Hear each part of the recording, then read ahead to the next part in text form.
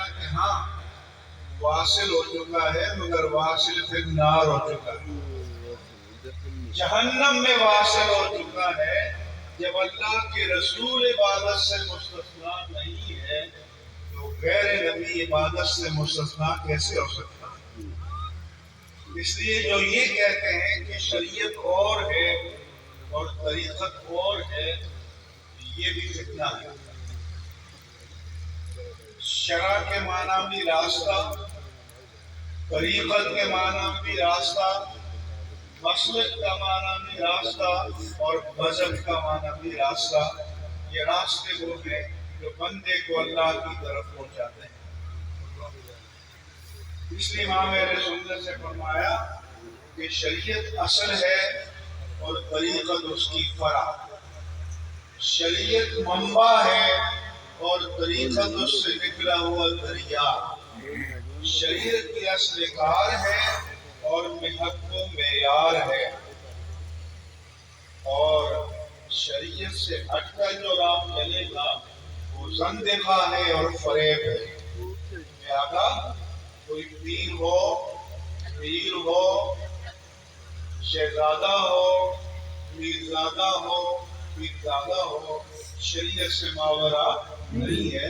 شریعت سب پر حاکم ہے اور سب شریعت کے سامنے جواب دیں گے۔ اس کے بعد جو حالیہ ختم نبوت کا آخری فیصلہ آیا ہے، الحمدللہ اس میں ہمارا حصہ ہے۔ سب ہمارے سامنے آیا اور پاکستان کی تاریخ میں پہلی مرتبہ یہ سپریم کورٹ کے ججمنٹ میں لکھ دیا گیا ہے کہ خاتم النبیین یہ قرآن کے کلمات ہیں، قطعی الثبوت بھی ہیں اور قطعی الدلالت بھی ہیں۔ اور قطعی الدلالت کے معنی یہ ہوتے ہیں کہ اس کا ایک ہی معنی ہے، ایک معنی کے سوا کسی اور معنی کا کوئی احتمال نہیں رکھتا۔ یعنی ججمنٹ میں لکھ دیا گیا ہے کہ صحابہ کرام سے لے کر آج تک امت کا اجماع کلی قطعی ہے کہ خاتم النبیین کے معنی ہے آخر النبیین۔ لہذا یہ بحث اب نہیں ہوگی کہ خاتم ہے یا خاتم ہے یا خاتم کے معنی کیا ہے، یہ طے شدہ ہے، اس کے معنی ہے آخر النبیین۔ اب کوئی تعویل، کوئی توجیہ، کوئی لفظی بحث اس کلمے کے بارے میں نہیں ہوگی۔ یہ سپریم کورٹ کے ججمنٹ میں اب لکھ دیا گیا ہے قطعیت کے ساتھ۔ اس کے ساتھ یہ بھی لکھ دیا گیا ہے کہ پہلا ججمنٹ اور پھر نظر ثانی ججمنٹ وہ دونوں عدالت کے ریکارڈ پر تو ہیں لیکن کل عدم ہیں۔ آئندہ ان دونوں فیصلوں کو یا ان فیصلوں کے کسی حصے کو عدالتی نظیر کے طور پر کسی مقدمے میں حوالے کے طور پر کبھی بھی پیش نہیں کیا جا سکے گا، تو کل عدم ہو چکے ہیں۔ اور اس میں یہ لکھ دیا گیا ہے کہ دنیا کا مسلمہ اصول ہے کہ جس میں کسی ملک کی شہریت اختیار کرنی ہو اسے اس ملک کے آئین اور قانون کو ماننا پڑے گا۔ اگر قادیانی پاکستان کے شہری بن کر رہنا چاہتے ہیں تو انہیں پاکستان کے آئین و قانون کو ماننا پڑے گا، اور پاکستان کے آئین و قانون کو ماننے کے معنی یہ ہے کہ اپنے آپ کو غیر مسلم تسلیم کرنا پڑے گا۔ لہذا یہ ججمنٹ میں لکھ دیا گیا ہے کہ آئندہ قادیانی اپنے آپ کو احمدی مسلم یا کوئی اور نام نہیں دے سکتے، نہ پبلک میں اور نہ پرائیویٹ گھر میں دے سکتے. کیونکہ پہلے ججمنٹ میں لکھا تھا کہ پبلک پلیس میں قادیانی اپنے آپ کو مسلم کلیم نہیں کر سکتے. اس کے معنی یہ تھا کہ چار دیواری کے اندر یا اپنے گھر میں کرنے کے لیے چور دروازہ رکھا گیا تھا. اب اس دروازے کو بند کر دیا گیا ہے. ہم نے کہا تھا کہ کیا کوئی شخص اپنے گھر کے اندر ہندوستان کی جاسوسی کرے اس کو برداشت کیا جائے گا؟ کوئی شخص اپنے گھر کے اندر دہشت گردی، بھتہ خوری، اغوا برائے تاوان، قتل، فساد، ڈکیتی کا منصوبہ بنائے اسے اجازت دی جائے گی؟ کیا کسی کو اپنے گھر کے اندر منشیات کا کاروبار کرنے کی اجازت دی جائے گی؟ اگر ان جرائم کی اجازت نہیں دی جا سکتی تو ان جرائم کو کروڑ سے بھی ضرب دے دی جائے تو ختم نبوت کے انکار کا جرم ان سے بڑا جرم ہے. لہذا کسی کو گھر کے اندر بھی اس جرم کے ارتکاب کی اجازت نہیں دی جائے گی. یہ بھی اس ججمنٹ میں، اس فیصلے میں طے ہو چکا ہے. لیکن میں اپنے تمام پیر صاحبان، علماء کرام کو بتانا چاہتا ہوں کہ ابھی ختم نبوت کے مشن کے اعتبار سے آپ کی ڈیوٹی ختم نہیں ہے. کیوں کہ دستور پاکستان کے زمینے میں صرف 2 عہدے ہیں، صدر کا اور وزیر اعظم کا، جن کے حلف نامے میں اقرار ختم نبوت اور ارتداد قادیانیت موجود ہے. اس کے علاوہ ہائی کورٹ اور سپریم کورٹ کے جج صاحبان، مسلح افواج کے افسران اور سربراہان، تمام گورنر، وفاقی وزراء، صوبائی وزراء، پارلیمنٹیرین، ان کے حلف نامے میں اقرار ختم نبوت اور ارتداد قادیانیت شامل نہیں ہے.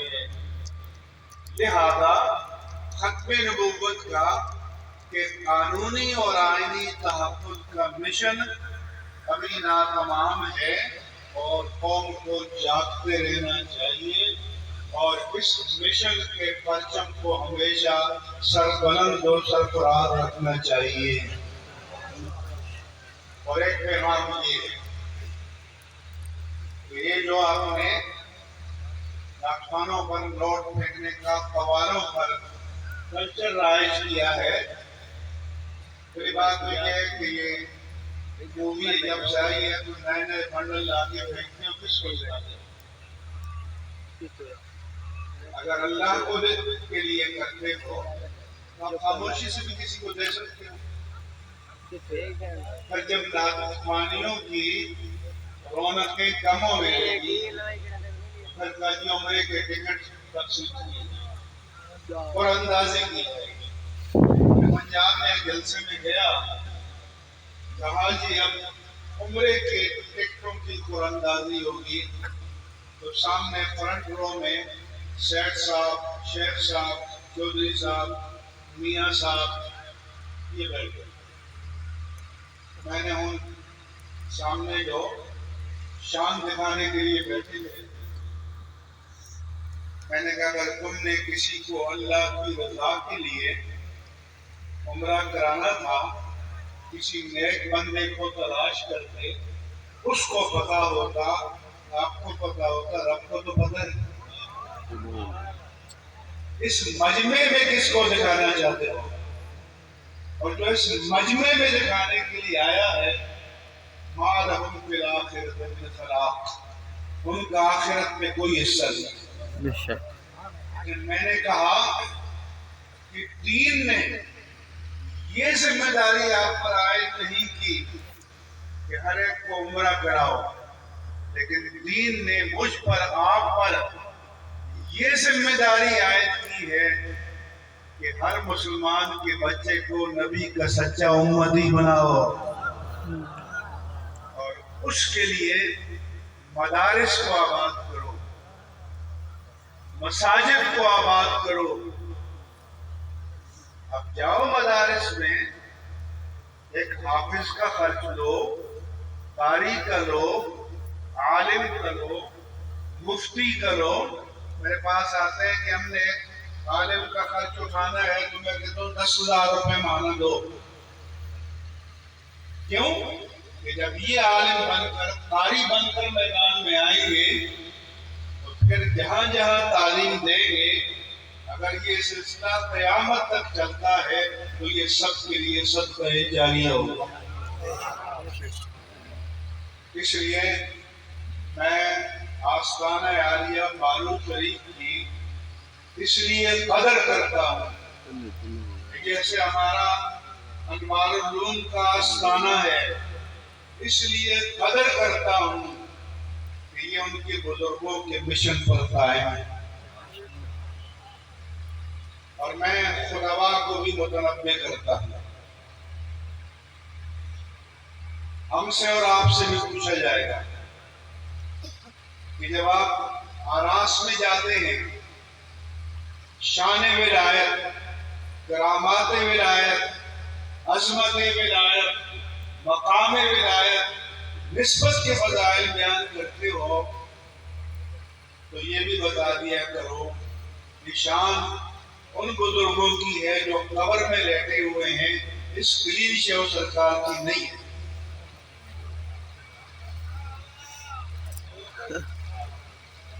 اس لیے وہ پیران طریقت جو اپنے اکابر کی تعلیمات کے مطابق مدارس بھی چلا رہے ہیں اور متشرع بھی ہیں، متدین بھی ہیں، شریعت پر قائم بھی ہیں، وہ ہمارے سروں کا تاج ہے۔ لیکن جو کہے میں شہزادہ ہوں، پیرزادہ ہوں، حضرت زادہ ہوں، میر زادہ ہوں، نہ جانے کیا کیا زادہ ہوں، اگر شریعت کی لگام اس کے گلے میں نہیں ہے تو وہ ہمارا مقتدا نہیں بن سکتا۔ اس لیے جب آپ دیکھتے ہیں کیا وجہ ہے کہ بڑے بڑے آستانے سال میں ایک دن پگڑی پہن کے مریدوں کو جنت چھوڑ آتے ہیں، تو سارا سال خود بھی فارغ، مرید بھی فارغ۔ کیونکہ طریقت تو تعلیم کا نام تھا، تزکیہ کا نام تھا، تربیت کا نام تھا، شریعت کی مزہ اور قطع کا نام تھا۔ اس لیے جب ہمیں کہا گیا کورونا کے زمانے میں کہ سعودیہ سے فتویٰ آ گیا، ازہر سے آ گیا، دمشق سے آ گیا، بغداد سے آ گیا، ترکی سے آ گیا، دنیا بھر سے آ گیا، اور پھر حرمین طیبین سمیت دنیا بھر کی مسجدیں بند ہو گئی، تو ہم نے کہا کہ وہ فتوے ریاست کی غلامی میں جاری ہوتے ہیں۔ پاکستان میں دین آزاد ہے اور پاکستان میں وہ فتوے چلیں گے جو مصطفیٰ کی غلامی میں جاری ہوں گے۔ سبحان اللہ۔ اس لیے یہ ان مدارس کی برکت ہے، ان مساجد کی برکت ہے، ان آستانوں کی برکت ہے کہ حرمین طیبین بھی بند ہو گئے لیکن پاکستان کی مسجدیں بند نہیں۔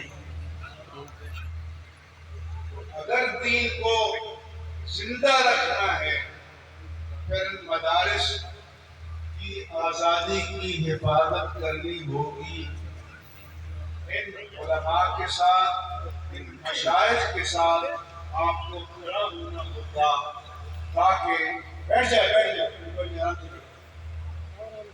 تاکہ بیٹھو تاکہ یہ جو فتنے پیدا ہو رہے ہیں ان کا سدباب ہو سکے۔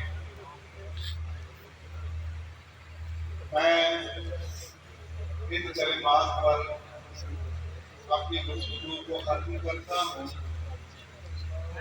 اور میں ایک بار پھر آستانہ عالیہ فاروق شریف کو اس لیے خراج تحسین پیش کرتا ہوں کہ یہاں شریعت کی بھی حاکمیت ہے، طریقت کا بھی فیضان ہے، اور مدارس کا نیٹ ورک بھی قائم ہے۔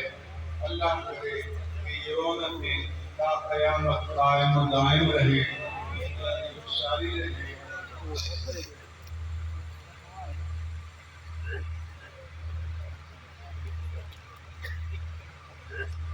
یہ کون سی تھی؟